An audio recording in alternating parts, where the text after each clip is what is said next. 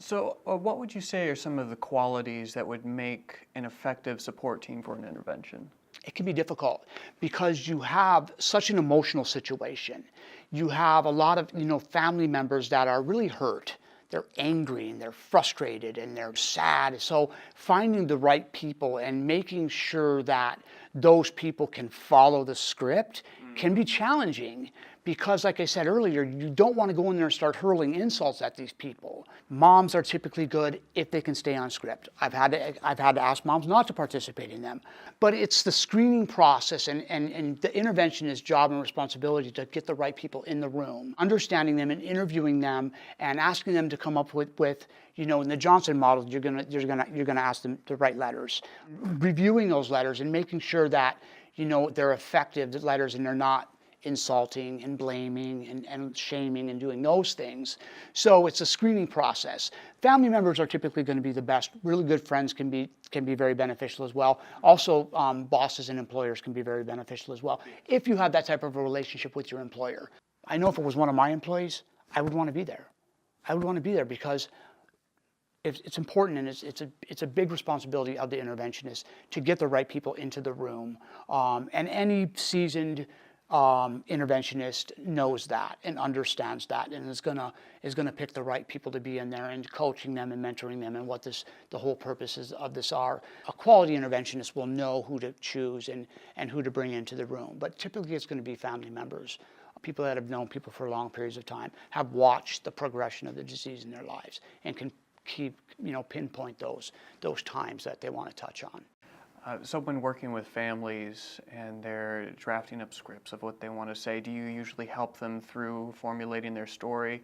Like, are they more stating their feelings, or are they stating previous stories? How would you? I try to have them keep it as factual as possible and as detailed as possible. Obviously, they are going to touch on their feelings. There's no way to avoid feelings during an intervention. It is probably one of the emotionally charged situations I've ever experienced. It is very, very emotional. There's no way to avoid feelings when you're in the middle of it. So touching on how these actions made them feel, you know what I mean? Not in a shaming way. So it becomes that art form starts to happen. Interventionists are artists. We truly are artists. It's like a play, and you're directing this play, and and that's why I always highly recommend people to bring in a professional. A lot of times I'll talk to family members and they're like, well, we're going to do an intervention. And I'm like, you might want to rethink that process. Simply because it is such an emotional event.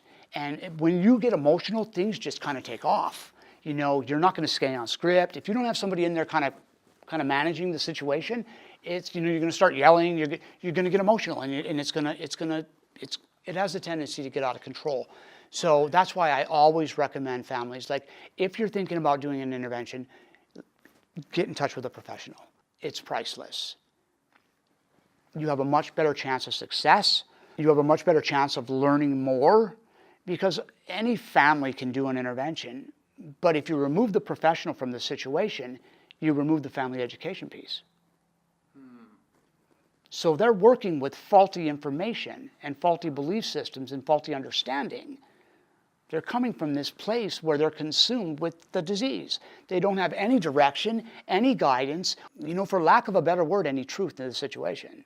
They're experiencing this situation through their own eyes, and their own eyes are clouded with the disease.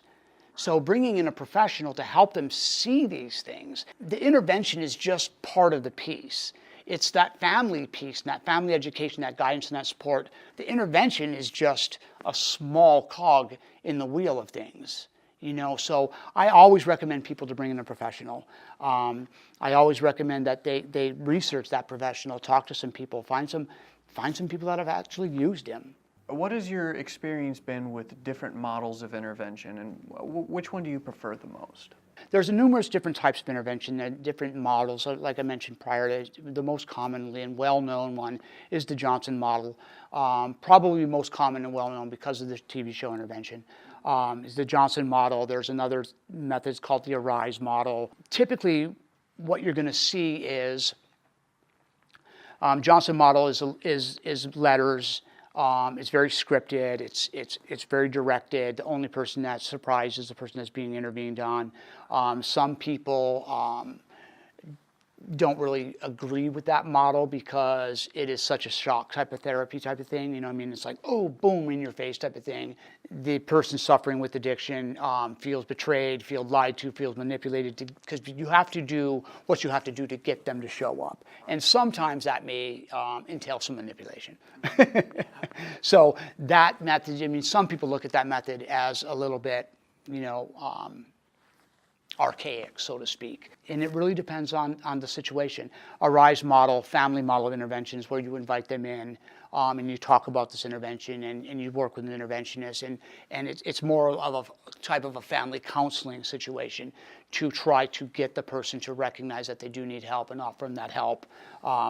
It can be very effective as well. I mean, they can all be effective in different situations. Myself personally, I have kind of pulled from all of them. And I kind of just play it by however it's happening. What is the situation?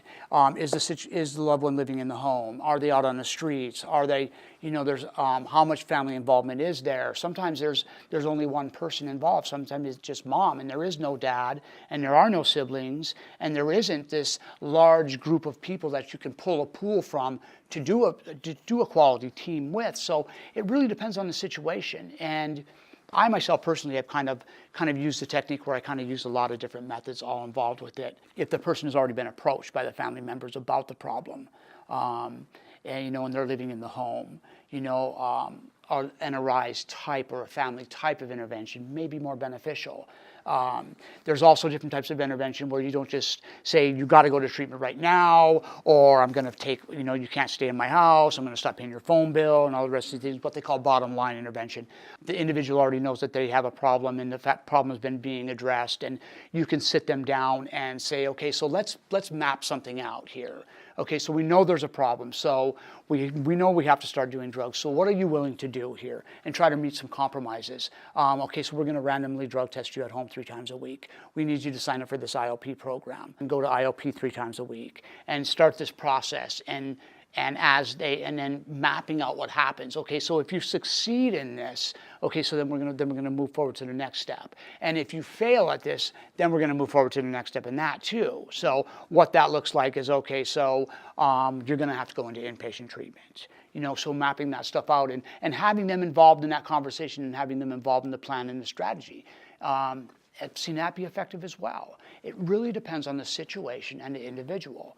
More times than not, in this moment, the people that are reaching out for intervention are at their wit's end and they don't know what else to do.